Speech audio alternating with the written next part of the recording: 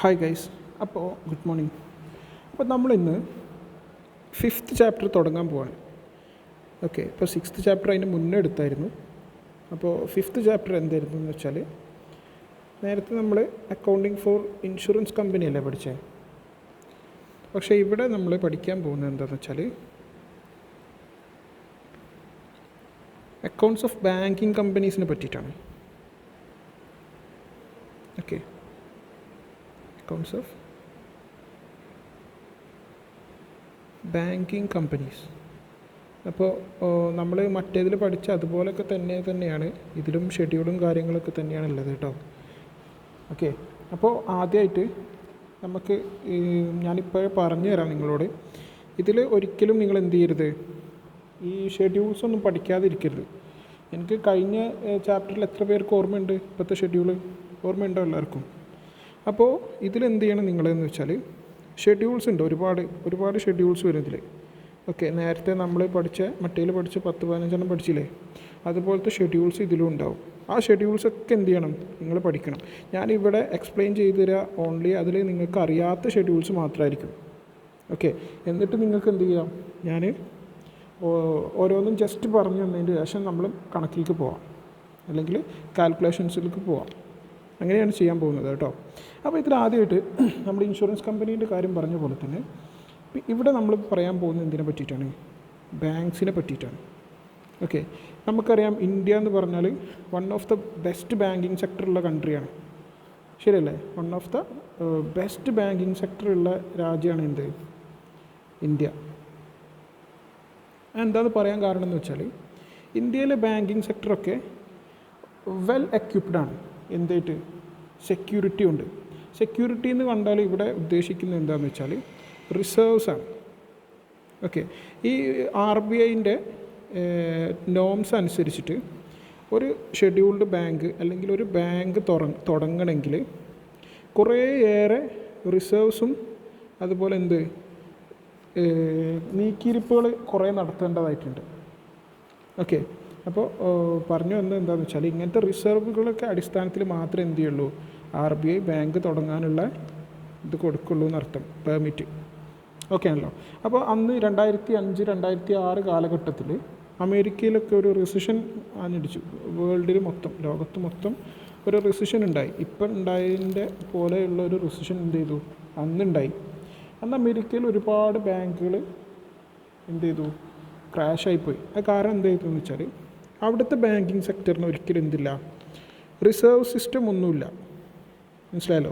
നമ്മൾ ബാങ്കിങ്ങിൽ കടം കൊടുക്കുമ്പോൾ എന്ത് ചെയ്യണം, ആ കടം കൊടുക്കുന്നതിന് പകരമായിട്ട് നമ്മൾ എന്ത് ചെയ്യും, ബാങ്കുകൾ നമ്മളെ അടുത്തുനിന്ന് ഒരു ഗ്യാരണ്ടി വാങ്ങി വെക്കുന്നുണ്ട്. നമ്മളെ സ്ഥലത്തിൻ്റെയോ നമ്മളെ വീടിൻ്റെയോ എന്തിൻ്റെ ആണെങ്കിലും അതിനെ വാല്യൂ അനുസരിച്ചിട്ടുള്ള ഒരു സാധനം എന്ത് ചെയ്യും, നമ്മളെ ബാങ്ക് നമ്മളെ അടുത്തുനിന്ന് വാങ്ങിച്ചു വെക്കും, ശരിയല്ലേ? പക്ഷേ അമേരിക്കയിലൊന്നും അങ്ങനത്തെ ഒരു സിസ്റ്റം ഇല്ല. നമ്മളെ ഗൾഫ് രാജ്യങ്ങളിലും അങ്ങനത്തെ സിസ്റ്റംസ് ഒന്നുമില്ല.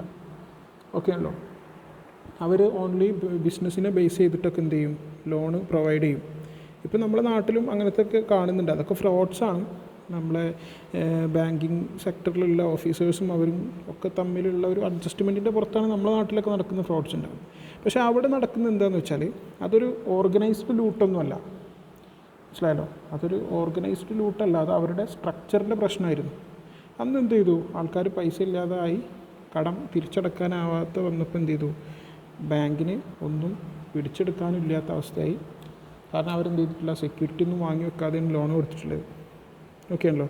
അപ്പോൾ എന്ത് ചെയ്തു, അങ്ങനെ ഇവഞ്ച്വലി അത് തകർന്നു പോവുകയാണ് ചെയ്തത്. ഓക്കെ, അപ്പോൾ നമ്മൾ കാര്യത്തിലേക്ക് വരാം.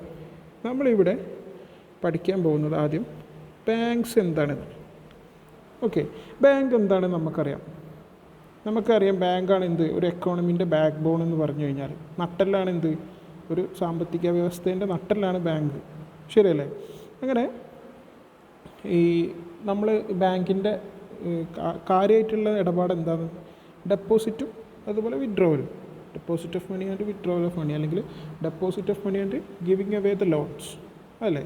ലോൺസും അതുപോലെ എന്താണ്, ഡെപ്പോസിറ്റാണ്.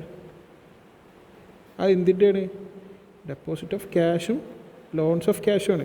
ക്യാഷിൻ്റെ തിരിമറി മാത്രമേ എന്ത് ചെയ്യുന്നുള്ളൂ, ഇവിടെ നടക്കുന്നുള്ളൂ എന്നാണ് അർത്ഥം. ശരിയല്ലേ? അപ്പോൾ അക്കോർഡിംഗ് ടു ഹോഴ്സ് വൈറ്റ് ഒരു ഇതുണ്ട്. Okay, according to Horace White ആണ് കേട്ടോ, ഹോഴ്സ് വൈറ്റ് അല്ല. ഹൊറൈസ് വൈറ്റിൽ bank is an institution where money is dealt and the mechanism of transferring funds. Mechanism for transferring funds എന്നുള്ളത് ലോൺസിനെ ഒറ്റയടിക്ക് പറഞ്ഞ ഒരു വേർഡാണ് കേട്ടോ. ഓക്കെ, അപ്പോൾ നിങ്ങൾക്ക് ഐഡിയ മനസ്സിലായിട്ടുണ്ടാവും. ഇതൊക്കെ കുറേ ഇതൊക്കെ പറയുന്നുണ്ടെങ്കിലും നിങ്ങൾക്ക് ബാങ്കിങ് റെഗുലേഷൻ ആക്റ്റിൽ 1949 ഉണ്ട്. ഇന്ത്യൻ്റെ ഇത് വെച്ചിട്ടാണ് കേട്ടോ പറയുന്നത്. ബാങ്കിങ് റെഗുലേഷൻ ആക്ട്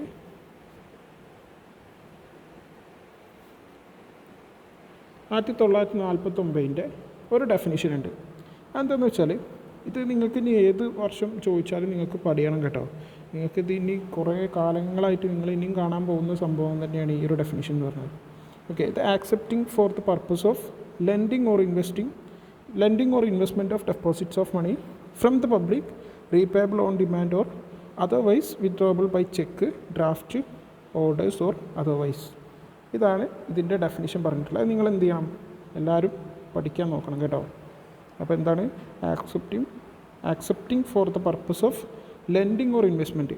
അപ്പോൾ ആക്സെപ്റ്റിംഗ് എന്ന് പറഞ്ഞാൽ എന്താണ്, പീപ്പിളിൻ്റെ കയ്യിൽ നിന്ന് നമ്മൾ ആക്സെപ്റ്റ് ചെയ്യുന്ന പൈസ എന്തായിട്ടായിരിക്കും, ചിലപ്പോൾ സേവിങ്സ് അക്കൗണ്ടിലൊക്കെ ആയിരിക്കും. നമുക്കൊക്കെ സേവിങ്സ് അക്കൗണ്ട് ഉണ്ടല്ലോ, അതിലൊക്കെ നമ്മൾ കൊണ്ടുപോയിട്ട് ക്യാഷ് ഇടുമല്ലോ. പിന്നെ എന്തായിരിക്കും, കറണ്ട് അക്കൗണ്ട്സ് ആയിരിക്കും. നമുക്കുള്ള പോലത്തെ നമുക്ക് എല്ലാവർക്കും ഉള്ള കറണ്ട് അക്കൗണ്ടും സേവിങ്സ് അക്കൗണ്ടൊക്കെ നമുക്ക് ക്യാഷ് വരുമ്പോൾ ആ ക്യാഷിന് അവരെന്താ ചെയ്യുന്നത്, ഇതേ ക്യാഷിനെ അവരെന്ത് ചെയ്യും, ലെൻഡിങ് ടു നീഡി പീപ്പിൾ. മനസ്സിലായില്ലേ? അപ്പോൾ ഇതിൽ നോക്കൂ, ഇവിടെ സേവിങ്സും കറണ്ട് അക്കൗണ്ടൊക്കെ ആയിട്ട് വന്ന ഈ പൈസ എന്ത് ചെയ്യാണ്, ഇവർ ബാങ്കുകാർ പുറത്തേക്ക് കടം കൊടുക്കുക. മനസ്സിലായല്ലോ? ഇവർക്ക് ഒരു പലിശ കൊടുക്കും.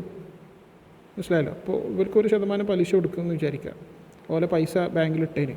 അപ്പോൾ തിരിച്ച് കൊടുക്കുമ്പോൾ ഇവരെന്ത് ചെയ്യും, 5% പലിശ ഇട്ടിട്ട് പുറത്തേക്ക് കടം കൊടുക്കും. അപ്പോൾ ഇവരുടെ പ്രോഫിറ്റ് എന്താണ്, ഈ 4%. ഇതാണ് ബാങ്കിൻ്റെ മെക്കാനിസം. ഓക്കെ ആണല്ലോ? ഇനി അടുത്ത് എന്താണ്, ഓക്കെ ഞാൻ അടുത്ത വീഡിയോ ആയിട്ട് പറഞ്ഞുതരാം.